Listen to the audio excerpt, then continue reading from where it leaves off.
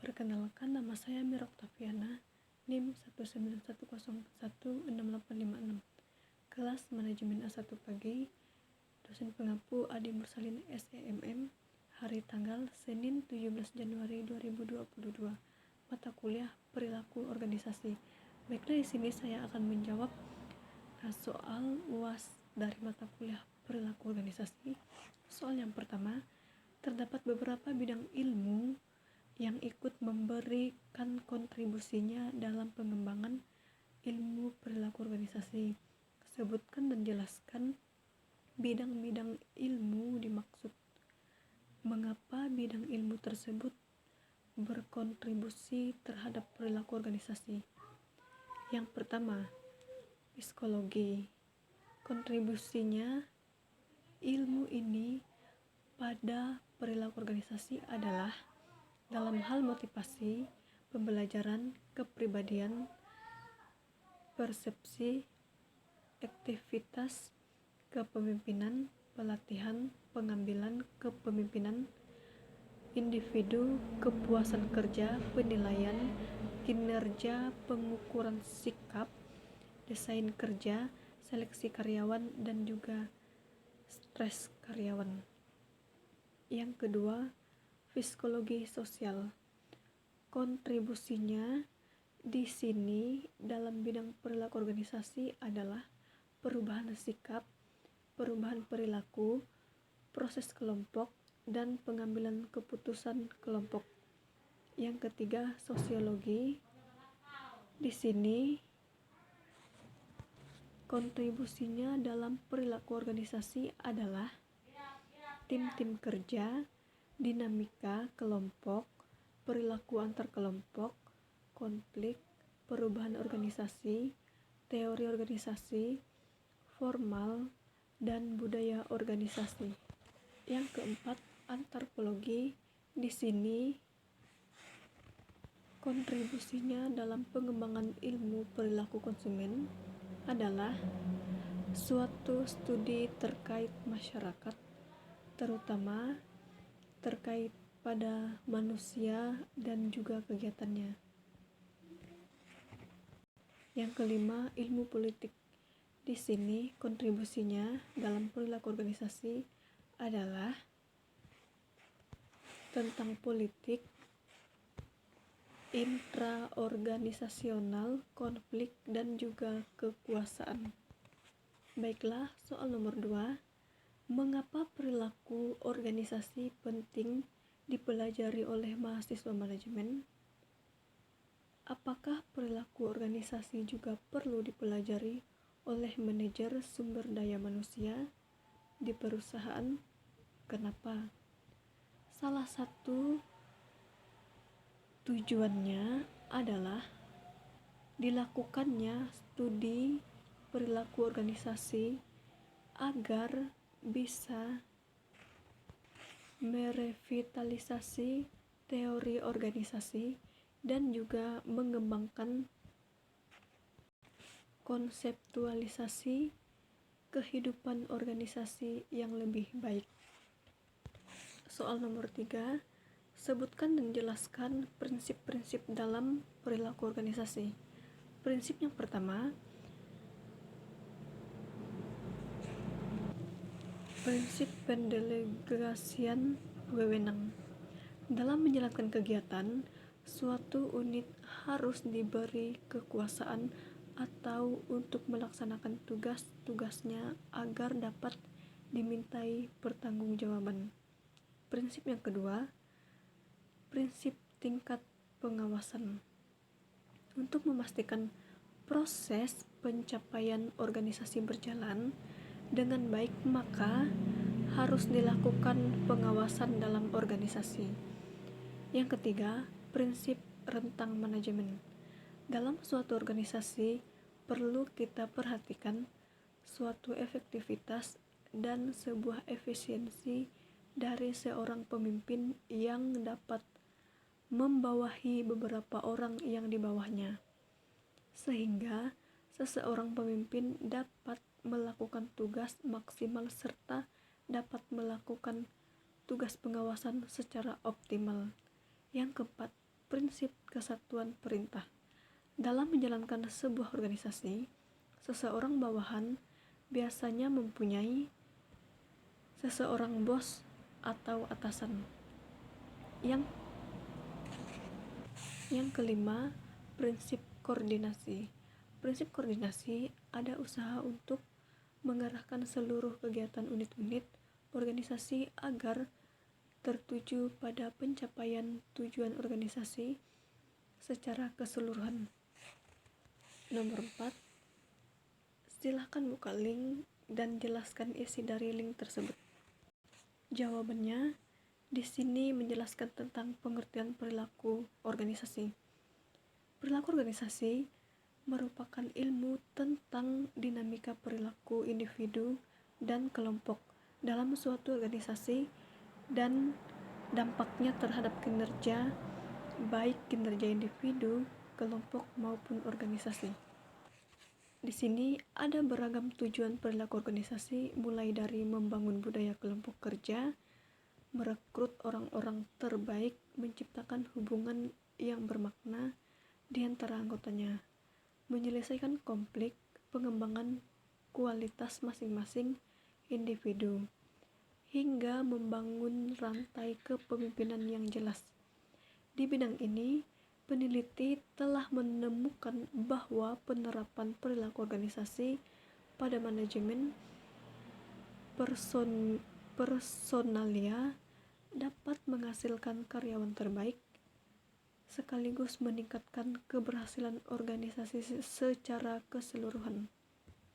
Ada pula yang meneliti perilaku individu di lingkungan kerja dan dampaknya terhadap struktur pekerjaan, kinerja, komunikasi, motivasi, kepemimpinan, dan lainnya. Berkaitan dengan perusahaan, pelaku bisnis dapat memenuhi tujuan jangka pendek dan jangka panjang melalui perilaku organisasi. Soal nomor 5, jika Anda adalah manajer sumber daya manusia di suatu perusahaan, bagaimana Anda menerapkan teori-teori perilaku organisasi yang pernah Anda pelajari di perusahaan Anda? Jawabannya, di sini saya akan memahami karyawan lebih baik, mengetahui potensi karyawan, mengembangkan tim yang baik, meningkatkan produktivitas. Soal nomor 6, apakah terdapat pengaruh perilaku organisasi terhadap kinerja karyawan di suatu perusahaan? Coba cari jurnal yang mendukung jawaban Anda tersebut. Dalam kurung, sebutkan isi jurnalnya dan jelaskan isi jurnal dan pembahasannya. Di sini saya mendapatkan satu judul, pengaruh perilaku organisasi terhadap kinerja karyawan di Lotte Grosir Bandung. Pembahasannya di sini, perilaku organisasi sebagai persepsi umum yang dimiliki oleh seluruh anggota organisasi, sehingga setiap karyawan yang menjadi anggota organisasi akan mempunyai nilai, keyakinan, dan perilaku sesuai dengan organisasi. Berdasarkan definisi tersebut, maka dapat diketahui bahwa kinerja karyawan menjadi sangat penting karena penurunan kinerja baik individu maupun kelompok di suatu perusahaan. Soal nomor 7, di sini kita disuruh sebutkan dan jelaskan 2 faktor yang membentuk perilaku individu. Yang pertama, umur. Umur berpengaruh terhadap bagaimana perilaku individu, termasuk bagaimana kemampuannya untuk bekerja dan merespon stimulus yang diberikan individu lainnya. Yang kedua, jenis kelamin. Wanita lebih patuh terhadap aturan dan otoritas, sedangkan pria lebih agresif sehingga lebih besar mencapai kesuksesan walaupun perbedaannya itu terbukti sangat kecil. Soal nomor 8, jelaskan hubungan antara nilai-nilai dan perilaku individu beserta contoh dalam penjelasannya. Yang pertama, perilaku individu bisa dipengaruhi oleh kelompok di mana individu tersebut berada. Yang kedua, perilaku dalam sebuah organisasi dipengaruhi oleh pendapat dan tingkah laku dari individunya karena organisasi diisi oleh orang-orang. Yang ketiga, di dalam organisasi bisa terdiri dari kelompok-kelompok yang bisa bertolak belakang sehingga mempengaruhi identitas organisasi itu sendiri. Yang keempat, perubahan nilai dan norma di dalam sebuah organisasi dipengaruhi oleh orang-orang di dalamnya. Soal nomor 9, apa yang dimaksud dengan keberagaman dalam organisasi? Jawab, keberagaman dalam organisasi merupakan suatu hal yang sangat penting. Saat ini, keberagaman dalam organisasi adalah keberagaman atau perbedaan dalam suatu organisasi. Dengan keberagaman, organisasi dapat memperoleh berbagai pandangan, kemampuan, dan berbagai hal untuk mengatasi permasalahan organisasi atau perusahaan, dan dapat juga meningkatkan efektivitas perusahaan. Soal nomor 10, sebutkan dan jelaskan jenis keberagaman dalam organisasi. Yang pertama, keberagaman wilayah dan lingkungan. Wilayah NKRI membentang dari Sabang sampai Merauke dengan bentuk kepulauan. Di antara ribuan pulau tersebut membentang lautan yang mencapai 2/3 wilayah Indonesia. Maka dari itu Indonesia juga disebut negara barahi. Yang kedua, keberagaman suku bangsa dan budaya. Suku bangsa atau kelompok etnik adalah kesatuan hidup manusia yang mempunyai sistem interaksi, sistem norma yang mengatur interaksi tersebut. Ada kontinuitas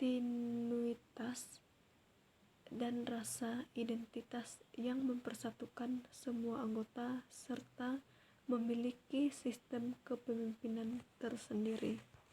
Soal nomor 11, sebutkan tugas-tugas yang sudah Anda kerjakan pada akhir kuliah perilaku organisasi dan jelaskan tugas yang Anda buat tersebut. Yang pertama, tentang motivasi kerja. Yang kedua, konflik dan negosiasi. Yang ketiga, mengenal perilaku organisasi. Yang keempat, pendapat tentang penerapan MBKM di program studi manajemen. Dan yang terakhir, tantangan peluang di era digital distribution. Baiklah, hanya ini jawaban dari saya. Terima kasih.